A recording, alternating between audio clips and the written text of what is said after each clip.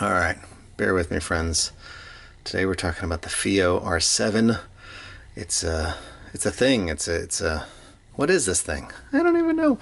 It's a little brick of goodness. It's sort of a desktop integrated amp DAC combo. You could argue it's a streamer module.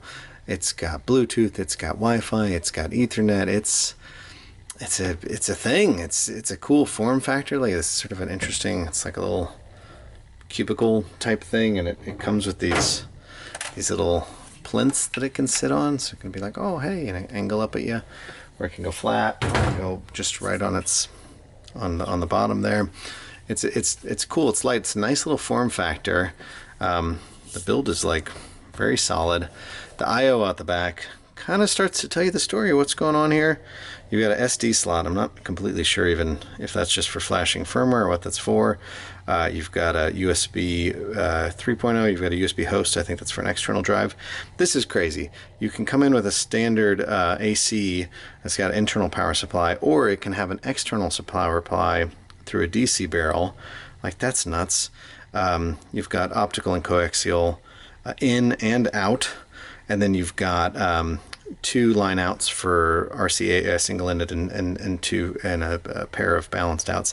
It's got Ethernet in on top of its Wi-Fi and Bluetooth, so it's got all these connectivity options. Like I said, it's kind of a streamer because it's got digital out, so you could use it exclusively for that. You've got so many audio outs. You could be running subs and speakers and moving it on to other amplifiers. So it's a lot of things. It's confused, but I think in a good way. Coming around to the front here, I might kill this light so we can see the screen a little better. Coming around to the front, ooh, you like the colors. That's a setting. You can change that if you like. Maybe even have it respond to other things. I can't remember.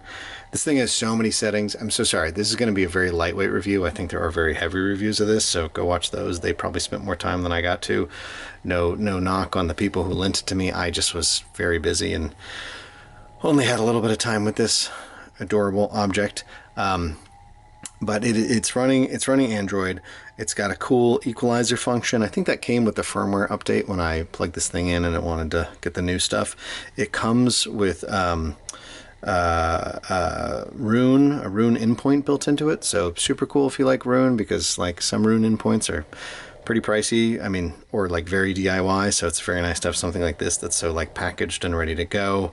The EQ is crazy. Let's go into that. You can go mad with this thing. It's very good about giving you little warnings about when you're messing with stuff and what the consequences will be, so I feel like they paid attention to that. But it's this weird, interesting combination of Android and FiiO stuff. So like if you, got a nice clock, you can pick which clock you like.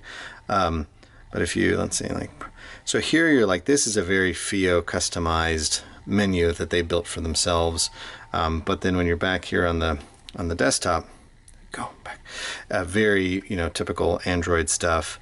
And like I said, you've got a handful of built-in, what do they call this, like FiiO music.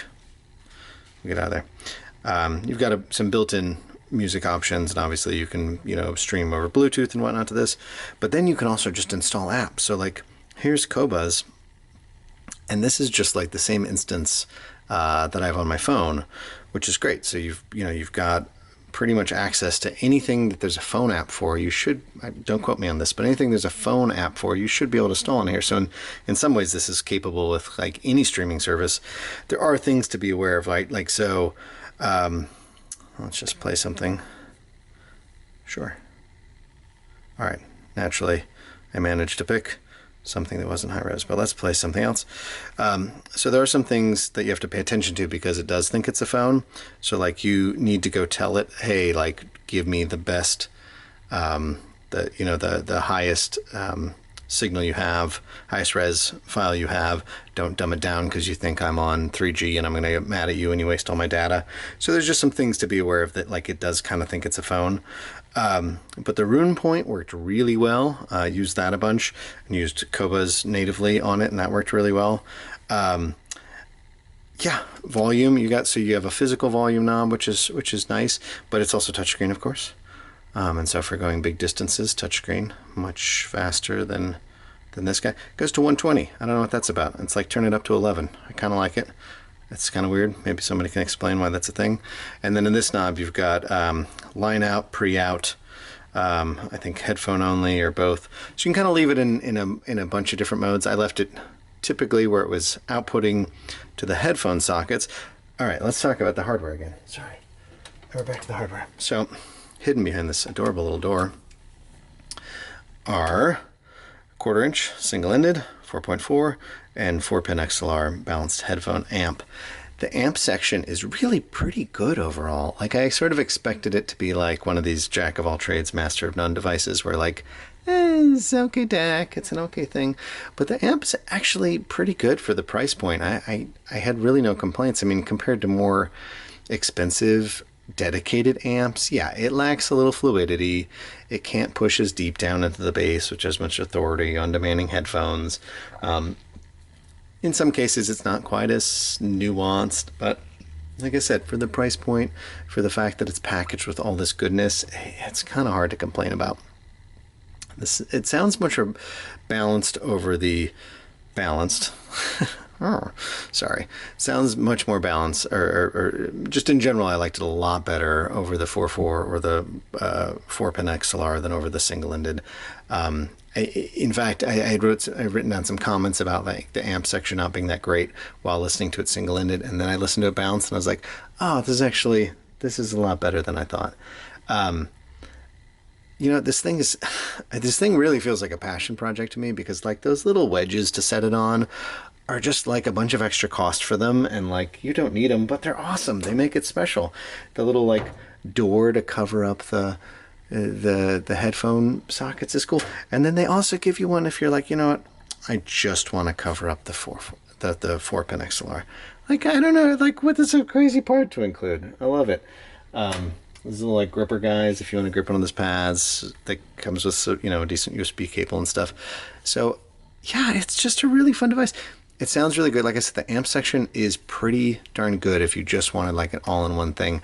I kind of like this thing as like a little streamer, right? And I was streaming it and then doing digital out to, you know, my reference stack, and that was really kind of cool to have a dedicated streaming device where I didn't really have to pay attention to what was playing on the computer while I was working or like whatnot. And like if you had this in your living room, you know, sitting there to like stream music.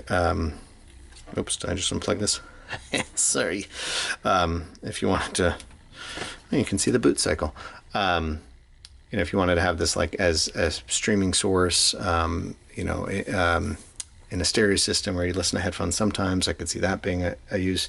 I will say, not super scientific here, but I don't think I was getting the same level of performance out of my reference stack from this as a streamer as I was going directly from my laptop into that DAC. Subtle but noticeable when you're listening to really like high, yes, okay, thank you. When you're listening to really high-end gear, high-end amps, high-end headphones after this, you can notice, and I don't know if it's maybe going through, this has a nice ESS stack chip and a, you know, some pair of THX AAA processing modules. So the gear inside is not cheap, but if you've watched my other videos and you know what I think about DACs and what kind of sound I like not a huge Delta Sigma sort of fan, although I do think I like the ESS stuff a little better. But yeah, so I don't know if it's actually processing the signal instead of just passing it through as digital. I don't exactly know. Like there's some sort of topology diagrams on their site, but they're not really detailed enough to get that question answered. But nonetheless, I do think it was a very serviceable, very enjoyable to use streamer, but not necessarily, I don't know that I was getting the best of the best digital signal out of it. Anyway, that was long-winded, but hopefully helpful. So yeah, I like this thing. It's cool, it's wacky, it's weird, it's very functional. I think at its price point, it offers a lot of bang for the buck, a lot of versatility. It might be cool if it had like a audio in, right? So I couldn't really test the amps performance by itself because I had to use the DAC portion of it as well. So like I said, maybe the amp's even better than I think it is if you could actually feed it an even better source than the onboard amp. So that's maybe like the one very unrealistic sort of nitpick for this device, but it would be cool if it did have an analog in, just to totally make it the Swiss Army knife of Swiss Army knives of audio kit. So there it is. Yeah, like I said, I think there's probably so much more depth. Like there's quite a bit of tweaking to be done on this, tweaking in your settings. If you love to tweak and you love to customize, man, you could go to town on this little computer. But yeah, overall, very feature rich, very fun form factor, good to listen to, and just a cool little piece of kit that I think is so nice that somebody's doing something a little different, a little fun. So yeah, until next time, this is Signcraft signing